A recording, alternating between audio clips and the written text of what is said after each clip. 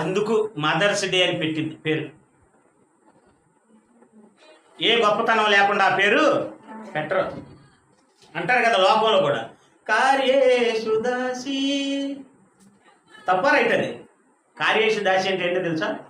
పని చేసే విషయంలో దాసిలాగా పనిచేస్తుంది భార్య. ఎలా పనిచేస్తుంది? భర్త 8ంటికి పనికి వెళ్తే 8ంటికి పనికి వెళ్ళడానికి 7ంటికి లెగుస్తాడు.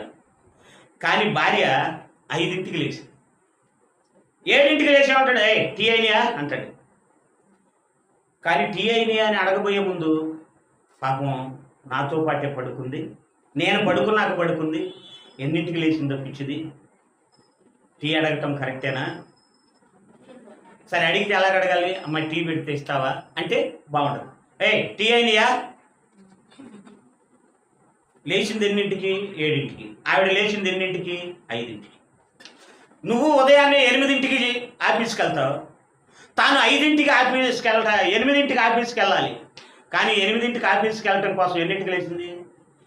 5ంటికి లేచింది.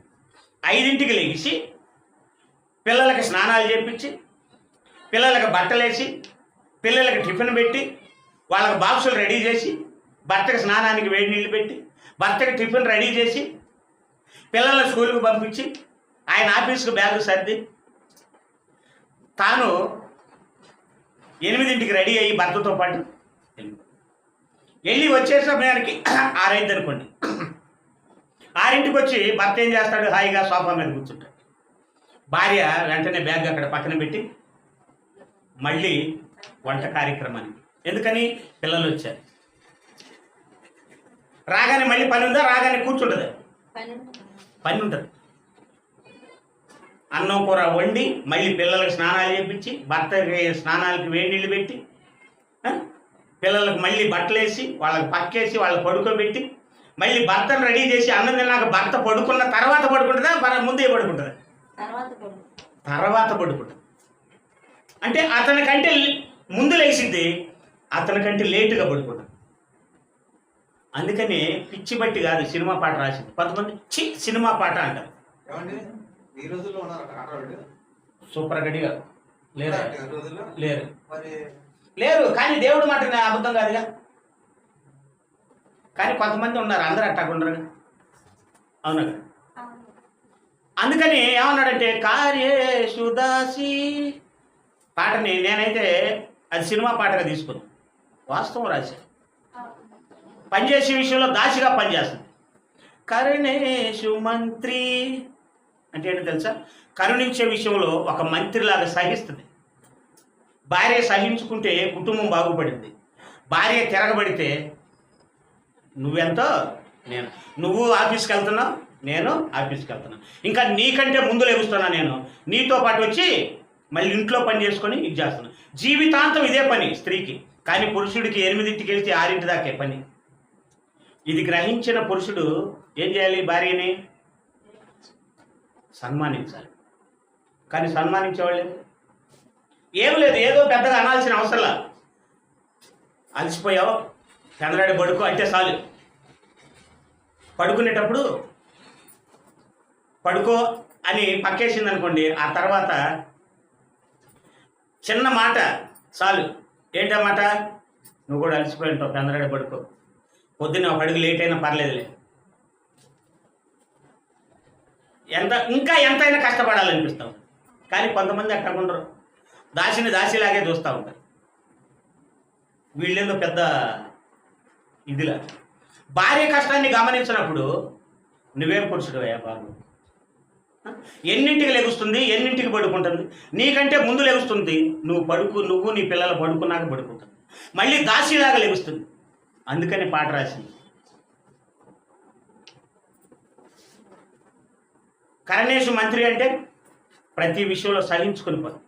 ఏదమ్మా నీ మొగుడిని గారాబం చేస్తున్నావు అంటే పని లెక్క ఆయనే అర్థం చేసుకునే టయానికి అర్థం చేసుకుంటాడు. కొంతమంది ఏమంటారు తెలుసా? రెచ్చగొడుతుంటారు. ఏం చేస్తుంటాడు? ఏంది మీ ఆయన ఇది చేస్తూ ఉంటే నువ్వు ఎప్పుడు కూడా మనం రెచ్చగొడితే రెచ్చపోకూడదు. మనకంటూ దేవుడు విచక్షణ వివేచన అనేది ఇచ్చాడు. ఇచ్చిన దాన్ని వినియోగించుకోవాలి. అర్థమైందా? సౌలు గారు కానీ ఇశ్రాయేల్ యోధులను ప్రేమించి గిబియోనీయులను చంపితే సౌలు గారి వల్ల శిక్ష ఎవరికి వచ్చింది? 7 చచ్చిపోయారు. అలాగే మనుషులు ఏదో రెచ్చగొట్టారని భర్తను నిర్లక్ష్యం చేశావు అనుకో, ఆ ప్రతిఫలం నిన్ను రెచ్చగొట్టిన వాళ్ళు అనిపించరు, ఆ మనిషి అనిపిస్తుంది. సౌలు గారు అనుభవించాడా? కాదు, వీళ్ళు అనిపించారు. సౌలు గారికి కూడా శిక్ష వచ్చిందా? వచ్చింది. నన్ను చంపండి అయ్యా అని మరీ చంపించుకున్నాను. తప్పదు. అందుకని ఎవరైనా మనకు మంచి చెబుతున్నారా లేదని చూడాలి. అందుకే కరినేషు మంత్రి తర్వాత ఏమన్నాడు? భోజ్యేషు మాత అన్నాడు. భోజ్యేషు మాత అంటే అన్నం పెట్టేటప్పుడు తల్లిలు అంటే ఎవరికి? పిల్లలకే కాదు, భర్తకు కూడా తల్లి లాంటిది. అమ్మ అంటది కదా, ఇంకొంచెం తినరా అని.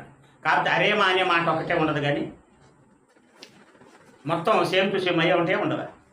కొంచెం తిని బావాడు, వద్దులే పెద్దగా ఆకలి లేదు అంటే తెలివిగల భార్య అయితే ఏం చేస్తారు? ఆకలి లేదమ్మా అని, ఆకలి లేదన్నా కానీ పడుకుంది అనుకోండి, సరే వద్దులే పడుకుంటుంది. తాను అన్నం కలుపుకొని వచ్చి తింటా నోరు తెరు. వద్దంటే అన్నం ఎవరన్నా పెట్టారా 2 ముద్దలు తినమంటే? అప్పుడు అనుకుంటాడు, నేను వద్దన్నానని, పెడితే కోప్పడతానని తాను తిన్నట్టుగా